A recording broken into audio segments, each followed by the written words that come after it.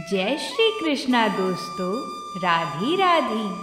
आप सभी का हमारे चैनल में बहुत बहुत स्वागत है। जैसा कि फाल्गुन का महीना हिंदू पंचांग के अनुसार साल का अंतिम महीना होता है। इसके बाद आने वाले चैत्र महीने से हिंदू नववर्ष का प्रारंभ हो जाता है। फाल्गुन माह के कृष्ण पक्ष की अंतिम तिथि को फाल्गुन अमावस्या मानते हैं, जो कि आज रविवार 10 मार्च को पड़ी है। यह अमावस्या सुख संपत्ति और सौभाग्य की प्राप्ति के लिए विशेष फलदायी है। जीवन में सुख और शांति के लिए फाल्गुन अमावस्या का व्रत भी रखा जाता है। इस दिन लोग पवित्र नदियों में स्नान करके जरूरतमंदों को दान करते हैं। साथ ही साथ यह अमावस्या पितरों को मोक्ष दिलाने वाली होती है। इसलिए इस दिन पितरों की शांति और पूर्वजों का आशीर्वाद प्राप्त करने के लिए तर्पण और श्राद्ध भी करते हैं। आज हम सभी फाल्गुन मास से जुड़ी पौराणिक कथा को सुनेंगे। आप सभी इस कथा का श्रवण अवश्य ही करिएगा, क्योंकि कथा बड़ी ही शुभ मानी जाती है। तो आइए अब हम कथा को प्रारंभ करते हैं। तो बोलिए भगवान श्री हरि की जय हो। प्राचीन समय की बात है। एक गांव में एक दीन ब्राह्मण परिवार रहता था, जिसमें पति पत्नी और उनकी एक पुत्री थी। उनका जीवन सामान्य ही चल रहा था। वर्ष बीतते गए और पुत्री भी धीरे धीरे बड़ी होने लगी। बढ़ती आयु के साथ उसमें स्त्रियों के गुणों का भी विकास होने लगा। वह अत्यंत ही सुंदर और सुशील और सर्वगुण संपन्न थी, लेकिन गरीब होने के कारण उसका विवाह नहीं हो पा रहा था। एक दिन उस ब्राह्मण के घर पर एक साधु महाराज पधारे। ब्राह्मण पुत्री की सेवा से साधु महाराज का मन बहुत प्रसन्न हुआ और उन्होंने कन्या को लंबी आयु का आशीर्वाद तो दिया, लेकिन यह भी बताया कि उसके हथेली में विधवा योग है। इस बात से चिंतित होकर ब्राह्मण परिवार ने साधु से उपाय पूछा। तब साधु ने कुछ देर विचार करके अपने ध्यान के आधार पर बताया कि कुछ दूरी पर एक गांव में सोना नाम की धोबिन रहती है। वह महिला अपने बेटे और बहू के साथ रहती है, जो बहुत ही संस्कारों से संपन्न तथा पत्नी परायण और निष्ठावान है। यदि यह कन्या उसकी सेवा करे और इसके विवाह में वह महिला अपनी मांग का सिंदूर लगा दी, तो इस कन्या का विधवा योग मिट सकता है। साधु ने यह भी कहा कि वह महिला कहीं आती जाती नहीं है। यह बात सुनकर ब्राह्मणी ने अपनी बेटी से धोबिन की सेवा करने की बात कही। अगले दिन कन्या प्रातः काल उठकर सोना धोबिन के घर चली गई और फिर प्रतिदिन वह धोबिन के घर की साफ सफाई और अन्य सारे कार्य कर अपने घर वापस आ जाती थी। एक दिन सोना धोबिन अपनी बहू से पूछती है कि तुम तो सवेरे उठकर सारे काम कर लेती हो और पता भी नहीं चलता। तब बहू ने कहा, माँ जी, मैंने तो सोचा कि आप ही प्रातः काल उठकर सारे काम खुद ही खत्म कर लेती हैं। मैं तो देर से उठती हूँ। इसके बाद दोनों सास बहू निगरानी करने लगी कि कौन है जो सवेरे ही घर का सारा काम करके चला जाता है। कई दिनों बाद धोबिन ने देखा कि एक कन्या प्रातः घर में आती है और सारे काम करने के बाद चली जाती है। जब वह जाने लगी तो सोना धोबिन उसके पैरों पर गिर पड़ी और पूछने लगी कि वह कौन है जो इस प्रकार छुपकर उसके घर में काम करती है। तब कन्या ने साधु द्वारा कही गई सारी बात बता दी। सोना धोबिन पति परायण थी, उसमें तेज था। इसलिए वह इस बात के लिए मान गई। सोना धोबिन के पति थोड़े अस्वस्थ थे, इसलिए उसने अपनी बहू से अपने लौट आने तक घर पर ही रहने को कहा। सोना धोबिन ने जैसे ही अपनी मांग का सिंदूर उस कन्या की मांग में लगाया, उसके पति की मृत्यु हो गई। थोड़े समय बाद उसे इस बात का पता चला। वह घर से निर्जल ही चली थी। यह सोचकर कि रास्ते में कहीं पीपल का पेड़ मिलेगा तो उसे भंवरी देकर उसकी परिक्रमा करने के बाद ही जल ग्रहण करेगी। उस दिन अमावस्या थी। ब्राह्मण के घर मिले पुए पकवान की जगह उसने ईंट के टुकड़े से 108 बार भंवरी देकर पीपल के पेड़ की 108 बार परिक्रमा की और उसके बाद जल ग्रहण किया। ऐसा करते ही उसका पति वापस जीवित हो गया। इसलिए माना जाता है कि इस दिन व्रत आदि करने से पुण्य फल की प्राप्ति होती है। तो बोलिए भगवान शिव शंकर की जय हो। आइए अब हम शिव पूजन की महिमा की कथा सुनेंगे, जो बड़ी ही दुर्लभ मानी जाती है और इसका श्रवण बहुत ही फलदायी होता है। आज अमावस्या के दिन इस कथा का श्रवण विशेष रूप से करना चाहिए। तो बोलिए भगवान शिव शंकर की जय हो।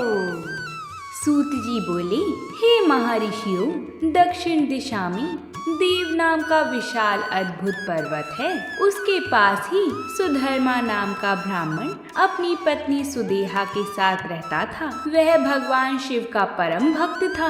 वह सदा ही वेदों द्वारा बताए हुए मार्गों पर चलता था और प्रतिदिन अग्नि से हवन कर्म, अतिथि का पूजन और शिव जी की आराधना करता था।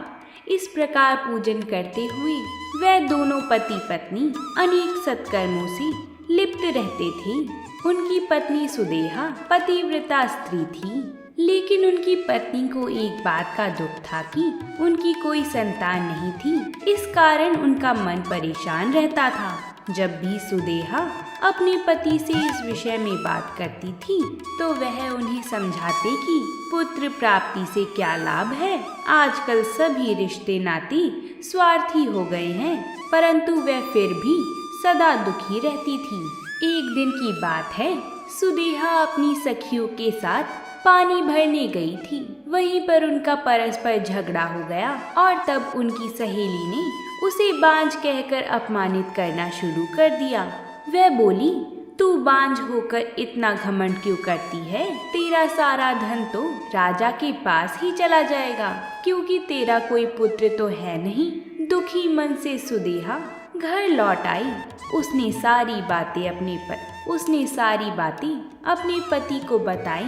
उन्होंने अपनी पत्नी को बहुत समझाया, परंतु वह कुछ भी मानने को तैयार नहीं थी। तब उन ब्राह्मण देवता ने मन में भगवान शिव का ध्यान करते हुए 2 फूल अग्नि की तरफ उछाले और सुदेहा से कहा कि एक फूल चुन लो। उनकी पत्नी ने गलत फूल चुन लिया। उन्होंने अपनी पत्नी को समझाया, तुम्हारे भाग्य में पुत्र नहीं है, इसलिए अब अपनी इच्छा त्याग दो और शिव जी के पूजन में लग जाओ। अपने पति सुधर्मा की बातों का सुदेहा पर कोई प्रभाव नहीं पड़ा और वह उनसे इस प्रकार बोली, हे प्राणनाथ, यदि आपको मेरे गर्भ से पुत्र प्राप्त नहीं हो सकता तो आप दूसरा विवाह कर लीजिए। परंतु सुधर्मा ने विवाह से इनकार कर दिया। तब सुदेहा अपनी छोटी बहन घूष्मा को अपने घर ले आई और अपने पति से प्रार्थना करने लगी कि वह उससे विवाह कर ले। सुधर्मा ने उसे समझाते हुए कहा, यदि मैंने इससे विवाह कर लिया और अगर इससे पुत्र भी हो गया तो भी तुम दोनों बहन सौतन बन जाने पर एक दूसरे का विरोध करोगी और मेरे घर में झगड़ा होता रहेगा। तब सुदेहा बोली, हे प्राणनाथ, भला मैं अपनी बहन का विरोध क्यों करूंगी? आप चिंता त्याग दें और घूष्मा से विवाह कर लें। अपनी पत्नी की प्रार्थना मानकर सुधर्मा ने घुष्मा से विवाह कर लिया। विवाह के पश्चात सुधर्मा ने सुदेहा और घुष्मा से मिलजुल कर रहने एवं आपस में एक दूसरे की बात मानने के लिए कहा। फिर घुष्मा अपने पति सुधर्मा के साथ प्रतिदिन 101 शिव पार्थिव लिंगों का पूजन करके तालाब में उनका विसर्जन कर देती। इस प्रकार जब उसने 1,00,000 पार्थिव लिंगों का पूजन पूर्ण कर लिया तो शिव जी की कृपा से उसे परम सुंदर गुणवान पुत्र की प्राप्ति हुई। पुत्र पाकर घुष्मा और सुधर्मा बहुत प्रसन्न हुए, परंतु सुदेहा को अपनी बहन से जलन होने लगी। सूत जी बोले, हे मुनिगणों, सुदेहा अपनी छोटी बहन घुष्मा से बहुत ईर्ष्या करती थी। उसके पुत्र के प्रति भी उसका व्यवहार बुरा था। धीरे धीरे घुष्मा का पुत्र बड़ा हो गया। उसे विवाह योग्य जानकर ब्राह्मण सुधर्मा ने उसका विवाह एक योग्य कन्या से करा दिया। उससे सुदेहा की ईर्ष्या और अधिक बढ़ गई। उसने निश्चय किया कि जब तक घुष्मा के पुत्र की मृत्यु ना होगी तब तक मेरा दुख कम नहीं होगा। अपनी खोई प्रतिष्ठा और घुष्मा को सबक सिखाने का निश्चय सुदेहा ने कर लिया। एक रात जब सबके सोने के बाद सुदेहा ने घुष्मा के सोते हुए पुत्र की हत्या कर दी।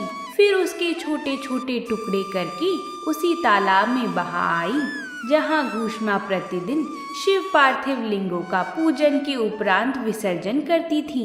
घर आकर सुदेहा आराम से सो गई। प्रातः काल उठकर सुधर्मा भगवान शिव का पूजन करने चली गई। सुदेहा और घुष्मा भी अपने अपने कामों में लग गई। जब घुष्मा की पुत्र वधू ने अपने पति की चारपाई पर खून और शरीर के अंगों के टुकड़े देखे तो वह अत्यंत व्याकुल हो गई और उसने अपनी सास को सूचित किया। वहाँ का दृश्य देखकर वह समझ गई कि किसी ने उनके पुत्र की हत्या कर दी है। यह जानकर घुष्मा जोर जोर से रोने लगी। सुदेहा भी उनकी देखा देखी आंसू बहाने लगी, परंतु मन में वह अपनी सौत के दुख से बहुत प्रसन्न थी। कुछ देर पश्चात सुधर्मा शिवजी के पूजन से वापस लौटे तो उन्हें सब बातें पता चली। सुधर्मा घुष्मा से बोली, देवी, इस तरह से रोना छोड़ दो। अपने दुख को दूर करके अपना कार्य पूरा करो। भगवान शिव ने ही हमें कृपा करके पुत्र प्रदान किया था और वही उसकी रक्षा करेंगे। इसलिए तुम रोना छोड़ो और अपना नित्य कर्म करो। तब पति की आज्ञा मानकर देवी घुष्मा ने शिव जी के पार्थिव लिंगों का पूजन किया और उन्हें बहाने के लिए तालाब पर गई। जब लिंगों का विसर्जन करने के उपरांत वह मुड़ी तो उसे अपना पुत्र वहीं तालाब के किनारे खड़ा मिला। अपने पुत्र को जीवित पाकर वह बहुत प्रसन्न हुई और मन ही मन में अपनी आराध्य देव भगवान शंकर जी का स्मरण करके उनका धन्यवाद व्यक्त करने लगी।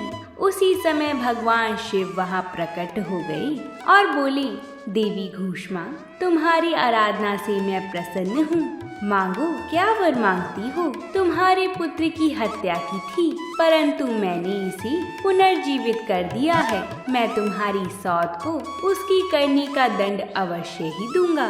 भगवान शिव के वचन सुनकर देवी घुष्मा बोली, हे नाथ, सुदेहा मेरी बड़ी बहन है, इसलिए आप उनका अहित ना करें। तब शिव जी बोले, तुम्हारी सौत ने तुम्हारे पुत्र को मारा, फिर भी तुम उसको दंड नहीं देना चाहती हो। यह सुनकर घुष्मा ने कहा, हे देवाधिदेव, अपकार करने वालों पर भी उपकार करना चाहिए। यह मैंने भगवद वाक्य पढ़ा है और मैं यही मानती हूँ। अंततः आप सुदेहा को क्षमा कर दें। तब घुष्मा की बात सुनकर शिव जी बोली, ठीक है, जैसा तुम चाहती हो वैसा ही होगा। तुम और कोई वर मांगो। यह सुनकर घुष्मा बोली, हे प्रभु, आप इस जगत का हित व कल्याण करने हेतु यही निवास करें। तब शिव जी बोले, हे देवी, तुम्हारी इच्छा पूरी करने हेतु मैं तुम्हारे ही नाम से घुमेश्वर कहलाता हुआ यहाँ निवास करूँगा। यह कहकर शिव जी ज्योतिर्मय रूप में शिवलिंग में स्थित हो गए। वह सरोवर शिवालय नाम से प्रसिद्ध हुआ। इस सरोवर के दर्शनों के बाद घुमेश्वर लिंग का दर्शन करने से अभीष्ट फलों की प्राप्ति होती है। इस प्रकार शिवजी वहाँ सदा के लिए स्थित हो गए। उधर सुधर्मा भी सुदेहा के साथ वहां आ पहुंची और उन्हें सारी बात ज्ञात हो गई। सुदेहा अपनी करनी पर बहुत लज्जित हुई और उसने सबसे क्षमा याचना की। उसके मन का मैल धूल हो गया। तत्पश्चात उन सब ने मिलकर शिवलिंग की 101 परिक्रमा की और उसके बाद सुखपूर्वक घर को चले गए। सूत जी कहते हैं, हे मुनियों, इस प्रकार मैंने आपको भगवान शिव की कथा एवं उसका महात्म्य सुनाया। जो प्राणी भक्ति भावना से इसे सुनता अथवा पढ़ता है वह सब पापों से मुक्त हो जाता है और मोक्ष की प्राप्ति होती है। बोलिए भगवान शंकर की जय, माता पार्वती की जय। अगर आप सभी को ये कथा पसंद आई है तो कमेंट बॉक्स में हर हर महादेव जरूर लिखें और हमारे चैनल को ज़रूर लाइक करें, क्योंकि हम आप सभी के लिए व्रतों से जुड़ी कथाएं लाती रहती हैं। तो प्रेम से बोलिए पार्वती पते हर हर महादेव।